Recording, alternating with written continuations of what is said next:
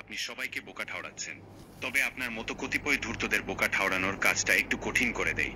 আশা করি কথার মারপ্যাচের জায়গাগুলো ধরিয়ে দিলে ভবিষ্যতে বোকা ঠাওরানোর প্রচেষ্টা একটু হলেও কমবে।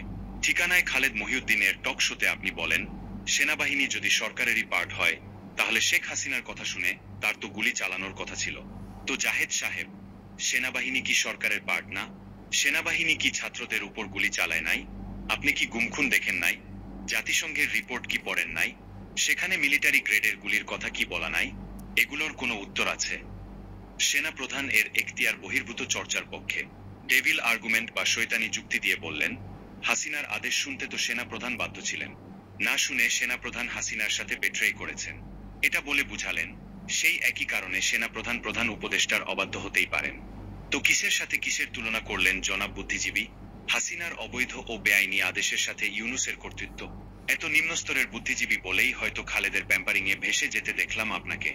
যাই হোক পণ্ডিত সাহেব, আপনি কি জানেন না যে সরকারি চাকুরি আইন অনুযায়ী আইনসঙ্গত আদেশ না হলে সেটি মানতে কেউ বাধ্য নয়? জনগণের উপর গুলি চালানো কি আইনসঙ্গত আদেশ ছিল? 5 আগস্টে সেই বেআইনি আদেশটা না মানার মিনিমাম কাজটা করে ওয়াকার জাতির বিরাট বড় উপকার করে ফেলেছেন, তাই না? পুলিশ, আমলা সবার বিরুদ্ধে হাসিনার বেআইনি আদেশ মেনে চলার কারণে ফ্যাসিস্ট হিসেবে কঠোর সমালোচনা করলেও 5 আগস্ট এর আগে সেনাবাহিনীর ভূমিকার ব্যাপারে আপনি নীরব কেন? একই সাথে কয়টা স্ট্যান্ডার্ড ফলো করেন জনাব?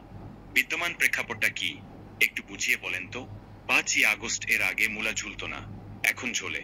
এটাই তো আপনার বিদ্যমান প্রেক্ষাপট, নাকি? বললেন, সামহাও সেনাপ্রধানের মনে হয়েছে হাসিনার আদেশ পালন না করে তিনি ডেমোক্রেটিক ট্রানজিশন এর পক্ষে দাঁড়াচ্ছেন। এই সামহাও শব্দ চয়নের মধ্যে জাহেদ সাহেব এর যত ফাজলামো। মারমুখী জনতার ঢল এর মুখে দাঁড়িয়ে সেনাপ্রধানের কি ডেমোক্রেটিক ট্রানজিশনের কথা মনে হয়েছিল? নাকি হাসিনাকে প্রাণে বাঁচানোর কথা মনে হয়েছিল? নাকি অধস্তন অফিসারদের দ্বারা কু এর কথা মনে হয়েছিল? আপনারা লক্ষ্য করে দেখবেন, যেসব জায়গায় জাহেদ সাহেব যুক্তিহীন, সেখানে উনি কুতর্ক, সামহাও, একাডেমিক ডিবেট এ ধরনের শব্দগুলো ব্যবহার করে বিষয়টা এড়িয়ে চলে যান।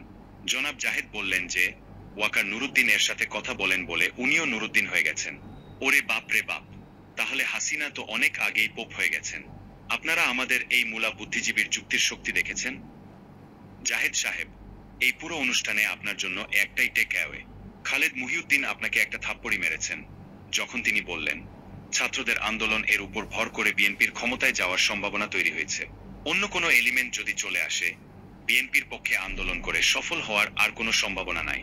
সেজন্যই বিএনপি দইকে চুন ভেবে ভয় পাচ্ছে। খালেদ শেষ প্রশ্ন করেছেন চমৎকার ভাবে, যেটি চতুর জাহেদ সতর্কভাবে এড়িয়ে গেছেন। আমরা যারা ডক্টর ইউনূসের সমালোচনা করতেছি, তারা কি ওনাকে সহযোগিতা করেছি? অনেস্ট হয়ে থাকলে জাহেদ সাহেব সোল সার্চ করবেন। অবশ্য বিএনপির মন্ত্রিত্বের মূলা সামনে নিয়ে বিবেক বর্জিত কারো পক্ষে সেটা সম্ভব না, জানি। অপ্রয়োজনীয় শোরগোলের পক্ষে যেভাবে সাফাই গাইলেন, তাতে বিবেকের তলানির গভীরতা বোঝা গেছে। জাহেদ সাহেব, আপনাকে বলি, আপনার বক্তব্য ও বাক্য গঠন লক্ষ্য করলে আপনার মনস্তাত্ত্বিক গঠনের ব্যাপারে সুস্পষ্ট ধারণা পাওয়া যায়। সবাইকে বোকা ঠাওরাবেন না। ভণ্ডামি কোথায় কিভাবে করেন সেগুলো নিয়ে আগামী পর্বগুলোতে আসছি। ধৈর্য ধরুন।